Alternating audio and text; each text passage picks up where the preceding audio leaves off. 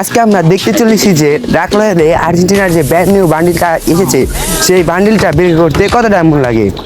আমি কিন্তু এই বান্ডিলটা মেল বক্সে আগেই পেয়ে গিয়েছিলাম, তাও আমি তোমাদের জন্য আবার বের করে দেখাচ্ছি। এখন আমি এটার ভিতরে ঢোকার পর স্পেন মারা শুরু করে দিচ্ছি। আমরা প্রথম স্পিন দিয়ে দিলাম, দেখা যাক প্রথম স্পিনে যদি আমরা পেয়ে যাই তাহলে তো ভালোই হয়।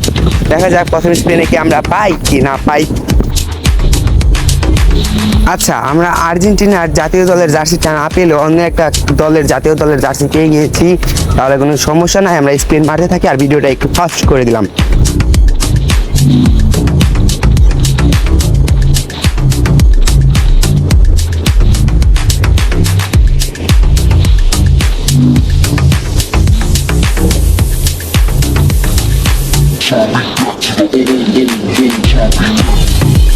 তাহলে আমি 850 ডায়মন্ডে এই জার্সিটা পেয়ে গিয়েছি।